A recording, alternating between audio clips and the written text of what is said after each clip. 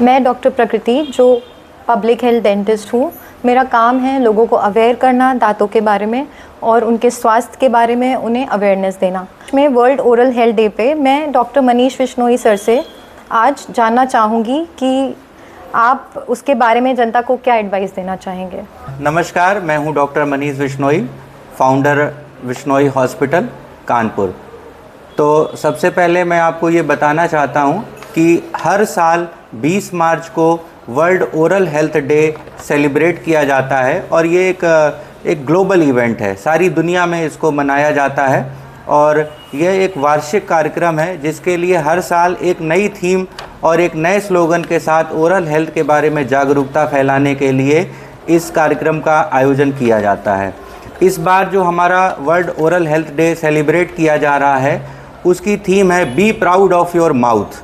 इसका मतलब है कि आपको अपने मुंह के बारे में, मुंह के स्वास्थ्य के बारे में और अच्छी हैबिट्स के बारे में गर्व होना चाहिए। और इस बार इस थीम के साथ हम लोग अपने स्तर पर कानपुर की जनता को ख़ास तौर से जागरूकता फैलाने के लिए अपनी तरफ से कुछ कार्यक्रम आयोजित कर रहे हैं। और ओरल हेल्थ का जो मतलब है वो सिर्फ दांत नहीं है। ओरल हेल्थ का मतलब होता है कि दांत तो ऑब्वियसली उसका पार्ट है, बट ओरल हेल्थ का जो मतलब है वो है कि पूरे के पूरे मुंह का स्वास्थ्य, क्योंकि एक स्वस्थ मुंह एक खुशहाल जीवन का आधार होता है। जैसे कि हमारे दांत हैं, हमारे मसूड़े हैं, हमारे गले का पूरा पार्ट है, गाल का पार्ट है। बहुत सारी बीमारियां जो कि शुरुआत होती है एक ख़राब मुंह के स्वास्थ्य होने की वजह से। बहुत बार लोगों को अंदाज़ा ही नहीं होता है और उनको बहुत गंभीर बीमारियां जैसे कि गले की बीमारियां, कैंसर की बीमारियां, इवन कार्डियक डिजीजेस, बहुत सारी इस तरह की बीमारियां हैं जिनकी शुरुआत एक ख़राब मुंह के स्वास्थ्य से हो सकती है।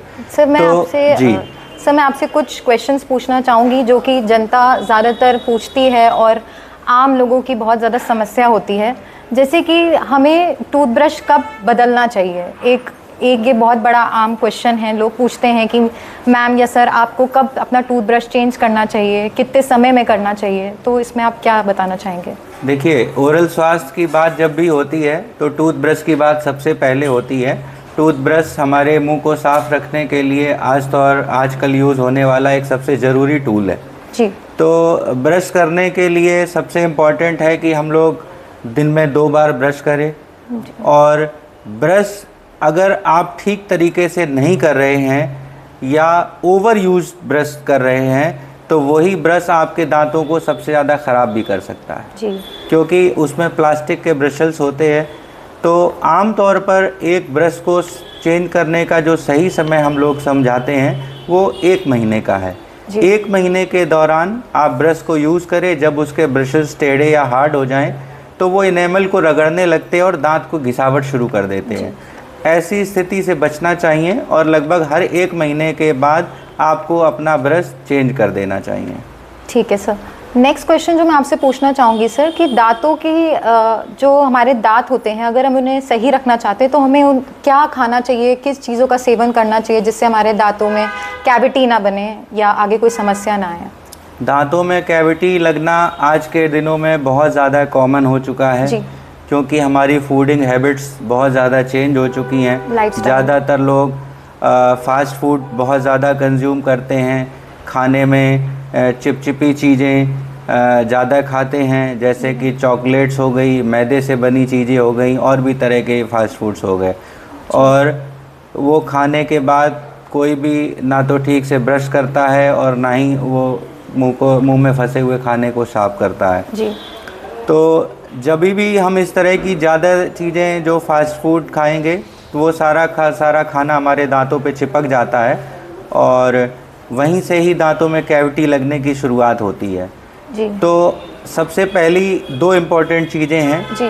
कि हम लोग इस तरह का खाना अपनी लाइफ स्टाइल में ज़रूर शामिल करें, जैसे कि ग्रीन सैलेड, उसमें ख़ास तौर से जैसे ककड़ी, खीरा, टमाटर, इस तरह की चीज़ें हमारे दांतों को साफ भी रखती हैं और हमारी ओवरऑल हेल्थ के लिए भी बहुत अच्छी हैं जी।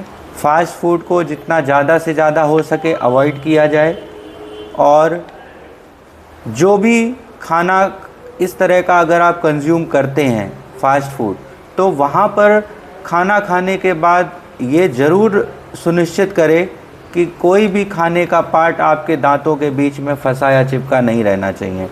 अदरवाइज़ दांतों में कैविटी लगने का, जिसको हम लोग कीड़ा लगना बोलते हैं, दांतों का गलना बोलते हैं, उसका सबसे प्रमुख जो कारण है, जो मैं अपनी प्रैक्टिस में देखता हूँ, वो होता है कि दांतों के बीच में खाने का पार्टिकल फंसा रह जाना। अगर आप अच्छे से पानी से ही अपना मुंह साफ़ कर लेंगे तो आपको दांतों में कैविटी लगने की समस्या बहुत कम हो जाएगी। जी सर, एक क्वेश्चन और है जो ज़्यादातर लोग आके पूछते हैं या कंसल्ट करते हैं कि हमें कितनी बार, बीइंग अ डेंटिस्ट, हमें कितनी बार एक डेंटिस्ट को आके दिखाना चाहिए, मतलब कितनी बार पर ईयर हमें आना चाहिए और कंसल्ट करना चाहिए, कि कौन सा ऐसा ड्यूरेशन होता है या क्या? देखिए, ऐसा क्या है कि ये कोई फिक्स रूल नहीं है कि कितने दिनों में जाना चाहिए। इसकी फ्रीक्वेंसी आमतौर पे डिपेंड करती है कि किसी को कितनी दांत की समस्या है। कभी कभी किसी को दांतों का स्ट्रक्चर कमज़ोर होता है या किसी के ओरल हाइजीन थोड़े से पुअर होती है, तो ऐसे में ज़्यादातर लोगों को एक 4 महीने से लेके 6 महीने तक एक आइडियल पीरियड है, जिसमें वो एक अपने दांतों के रेगुलर चेकअप के लिए डेंटिस्ट के पास जा सकते हैं, जिससे कि दांत में होने वाली समस्याओं को समय पूर्व ही पहचान लिया जाए और उनको ठीक कर दिया जाए। तो कम से कम तकलीफ़ में, कम से कम खर्च में ज़्यादा से ज़्यादा दांतों की और ओरल हेल्थ की सेहत को मेंटेन किया जा सकता है। सर, मसूड़ों में खून आने का क्या रीज़न हो सकता है? मेन रीज़न जो आप कहना चाहेंगे, जो मसूड़ों में, इजी लैंग्वेज में, ताकि सबको समझ में आए। हाँ, देखिए, हमारे जो ओरल हेल्थ है उसमें दांत है और दांत के बाद मसूड़े, दोनों ही बहुत इंटीग्रल पार्ट हैं। अगर हमारे मसूड़े हेल्दी नहीं रहेंगे तो हमारे दांत भी हेल्दी नहीं रहेंगे और हमारा पूरा मुंह हेल्दी नहीं रहेगा। Yes sir. मसूड़ों में जो पायरिया लगता है उसका एक सिम्टम रहता है कि मसूड़ों से खून आने लगता है, और मसूड़ों में पायरिया लगने के लिए जो बैक्टीरिया रिस्पॉन्सिबल होते हैं, वही बैक्टीरिया हमारे हार्ट के ब्लॉकेज के लिए भी रिस्पॉन्सिबल होते हैं। और अब ये बिल्कुल सुनिश्चित कर लिया गया है कि अगर किसी के मसूड़ों में पायरिया लगा हुआ है, उसके मसूड़ों से खून आता है, तो उसको हृदय रोगों की, कार्डियक ब्लॉकेज होने की संभावना बहुत ज़्यादा बढ़ जाती है। जी सर। तो इसका प्रमुख कारण है दांतों की और मसूड़ों की साफ़ सफाई को इग्नोर करना, दांतों के और मसूड़ों के बीच में फंसे हुए खाने को ना निकालना, और जब एक बार मसूड़ों में इन्फेक्शन शुरू हो जाता है तो उनमें ब्लीडिंग आना शुरू हो जाती है। ऐसी स्थिति में सबसे पहले तो ये सुनिश्चित करें कि जितना भी अच्छे से हम लोग अपने मुंह को साफ़ करें, माउथ वॉश को यूज़ करें और दिन में 2 बार ब्रश करें, और जितना जल्दी हो सके अपने डेंटिस्ट को संपर्क करें। सर, कानपुर में ज़्यादातर लोग गुटखा एवं पान मसाला का सेवन करते हैं, उन सभी लोगों को आप क्या संदेश देना चाहेंगे? इस साल का जो ओरल हेल्थ डे का जो स्लोगन है, be proud of your mouth, तो वो कानपुर की जनता के लिए बहुत सटीक बैठ रहा है। और मुझे ऐसे लगता है कि कानपुर में और कानपुर के आसपास के क्षेत्रों में पान मसाला और गुटखा खाने का जो इतना चलन है, और यहाँ पर बहुत सारे लोगों के मुंह और दांत पूरी तरह से रंगीन हो चुके हैं। जी सर। तो मैं चाहता हूँ कि ऐसे रंगीन दांत लेकर कोई कैसे अपने मुंह के ऊपर गर्व कर सकता है। तो स्पेशली इस बार का जो वर्ल्ड ओरल हेल्थ डे की थीम है, तो हम लोग चाहते हैं कि कानपुर की जो एक पहचान बनी हुई है गुटखा खाकर, रंगीन दांतों को लेकर और जगह जगह गुटखा थूकने को लेकर, रंगीन पीक थूकने को लेकर, वो बदली जाए। जी सर। और गुटखा खाने से जो एक कैंसर कानपुर में महामारी की तरह फैल रहा है, जी सर, उसको रोकने के लिए सबसे ज़्यादा ज़रूरी है कि एक जानकारी होना। पहली तो है कि आपको ये पान मसाले गुटखे से बिल्कुल बहुत ज़्यादा दूर रहना चाहिए। हम लोग को ये वर्ल्ड ओरल हेल्थ डे पे ये शपथ लेनी चाहिए कि इससे दूर रहेंगे। और अगर कोई इस तरह के पान मसाला खा रहा है तो मैं ये अलग से बता रहा हूँ कि कुछ जनरल सिम्टम्स होते हैं जी सर, जो हम लोग अपनी प्रैक्टिस में रोज़ देखते हैं। रोज़ Yes, 2-3 पेशेंट को कैंसर डायग्नोस होता है। बिल्कुल पूरे शहर में हज़ारों लोगों को कैंसर डायग्नोस होता है और सबका पैटर्न एक ही है। जी सर, लोग पान मसाला और गुटखा खाकर मुंह में उसको भरे रहते हैं और धीरे धीरे उनके गाल कटने शुरू होते हैं, जीभ कटनी शुरू होती है। यस सर, तो वो उसको इग्नोर करते हैं। और गुटखा खाने वाले को ये ख़ास बात होती है कि जब भी उसको कोई तकलीफ़ होती है मुंह में तो वो और गुटखा खा लेता है, उसको लगता है कि इससे आराम मिल जाएगा। जी, धीरे धीरे उसके गाल कटते हैं, जीभ कटती है और जब वो इसको इग्नोर करता है तो धीरे धीरे वो अल्सर कैंसर में बदल जाते हैं। जी सर, तो एक उसकी पहचान का कुछ प्रमुख बिंदु हैं। पहला है कि कोई भी मुंह के अंदर का घाव जो 2 हफ्ते से ज़्यादा है जी सर, और वो आपके जो भी बेसिक आप उसका ट्रीटमेंट करते हैं, कोई दवाई लगा लेते हैं, सरसों का तेल लगा लेते जी हैं, सर। कोई क्रीम लगाते हैं और वो 2 हफ्ते तक नहीं ठीक हो रहा है, यस सर, तो आपको उसको लेकर चिंतित होना चाहिए और उसकी जांच करानी चाहिए। जी सर। दूसरा, अगर आपके मसूड़ों से और आपके गाल से, ख़ास तौर से जो आपका आखिरी दांत है, अक्कल दांत जिसको बोलते हैं, उसके ऊपर के जो मसूड़े होते हैं उनमें सूजन आ जाए और उनसे ब्लड आने लगे, जी सर, तो आप मान कर चलिए कि आपको एक बार कैंसर की जांच करानी चाहिए। जी सर, नंबर 3, अगर आपका मुंह लगातार छोटा होता जा रहा है जी और आपके मुंह के खोलने की जो क्षमता है वो 2 उंगलियां भी अगर आपके मुंह में नहीं जा रही हैं तो ये भी एक क्लियर आपको सिम्टम है कि अभी आपको पान मसाला छोड़कर आपके मुंह की जांच करानी चाहिए। नंबर 4, अगर आपको कुछ भी खाते हैं बहुत ज़्यादा स्पाइसी या बहुत ज़्यादा गरम, जी, बिल्कुल नहीं खा पाते हैं, उसको खाने में तकलीफ़ होती है, तो भी ये कैंसर का एक संकेत हो सकता है। खाना निगलने में परेशानी, जैसे किसी को कुछ खाते हैं तो खाना गले में फंसता है, ऐसा लगता है कि खाना अगर हम खाएंगे तो नहीं खा पाएंगे, बीच बीच में कई बार पानी पी पी कर खाना पड़ता है। तो इस तरह के जो भी लक्षण आपके मुंह में आते हैं वो सब कहीं ना कहीं आगे चलकर कैंसर जैसी घातक बीमारी में कन्वर्ट हो सकते हैं। तो ओरल हेल्थ डे पर हम लोग ये इंश्योर करें अपने घर में, परिवार में, समाज में, कोई भी आदमी अगर पान मसाला खा रहा है और उसको कोई भी इस तरह के सिम्टम्स आ रहे हैं तो जितना जल्दी से जल्दी हो उसको पान मसाले की हैबिट से बचाएं और जितना जल्दी हो सके उसका एक पूरा डेंटल चेकअप कराएं। हर एक कैंसर की जांच के लिए कोई चीरा लगेगा, कोई कट लगेगा, ऐसा ज़रूरी नहीं है। कैंसर को डायग्नोस करने के लिए या ये पता करने के लिए कि आपको कैंसर है या नहीं, बहुत सारे नई तकनीक आ चुकी हैं।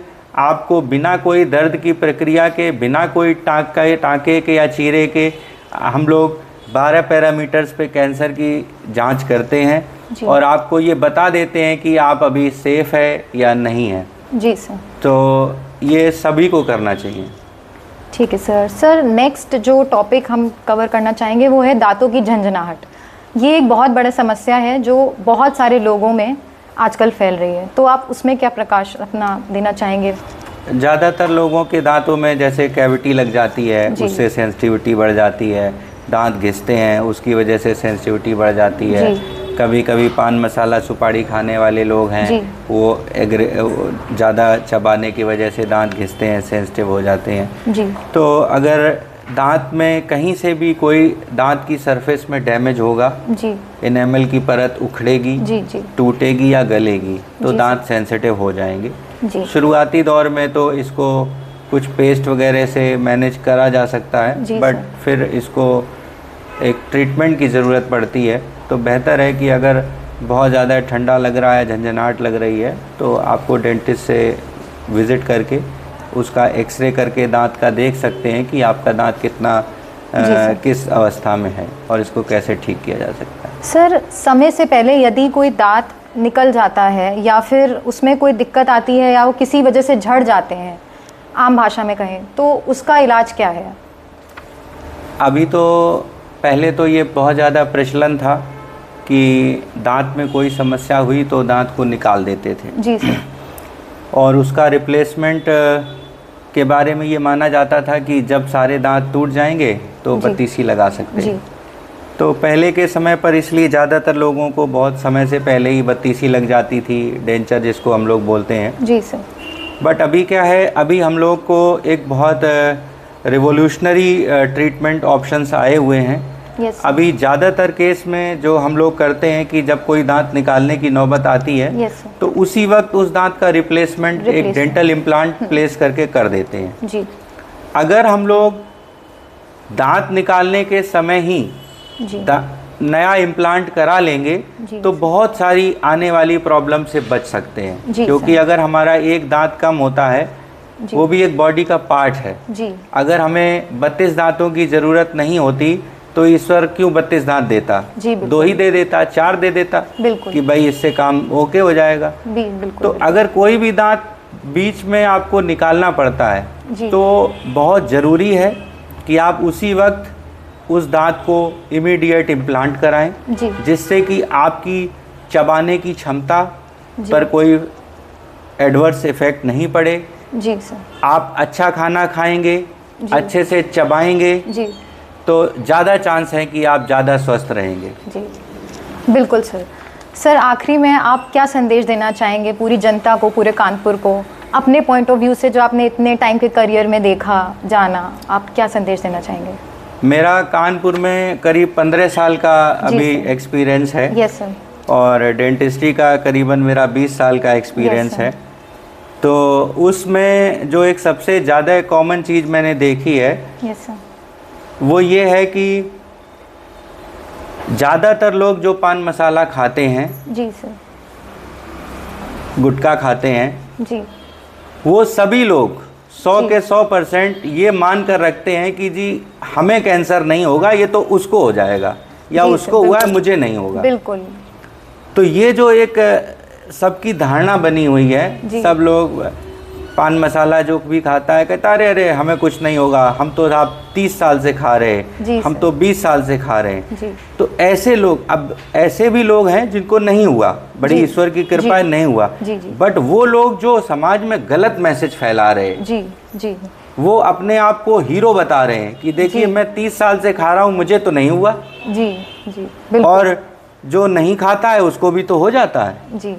तो मैं उनसे रिक्वेस्ट करना चाहता हूँ कि ऐसे लोग जो इस गलत काम में लिप्त हैं, बट ईश्वर की उन पर विशेष कृपा है कि उनको कोई इस तरह की घातक बीमारी नहीं हुई, तो कम से कम वो दूसरों को मोटिवेट नहीं करें और अपने आप को इस बात के लिए हीरो साबित ना करें कि जी मैं तो इतने साल से पान मसाला गुटखा खा रहा हूँ और मुझे कुछ नहीं हुआ। तो बस उनसे मेरा यही निवेदन है और सबसे अपील है कि इस बार जो ओरल हेल्थ डे की थीम है, be proud of your mouth, तो उसको सभी लोग सामूहिक भागीदारी से आगे बढ़ाएं। और हम लोग विश्नोई डेंटल में भी अपनी तरफ से विशेष प्रयास कर रहे हैं। किसी को भी कोई भी तरह की अगर इस तरह की सिम्टम्स लगते हैं जो कि कैंसर हो सकते हैं, तो वो आ सकते हैं इस थीम को नाम लेकर। तो उन सब का जो भी 12 पैरामीटर्स पे हम लोग चेकअप करते हैं कैंसर का, वो निःशुल्क चेकअप कराने की भी व्यवस्था करी गई है। ये पूरे हफ्ते ये व्यवस्था रहेगी। आपको कोई परिचित हो, कोई परिवार में हो, आप किसी को भी ला सकते हैं। अगर आप बोलेंगे कि वर्ल्ड ओरल हेल्थ डे में हम आए हैं, तो उनको कोई भी तरह का कैंसर का चेकअप फ्री ऑफ कॉस्ट किया जाएगा। बिल्कुल sir. Thank you sir for your time and आप अवेयरनेस देने के लिए। Thank you so much.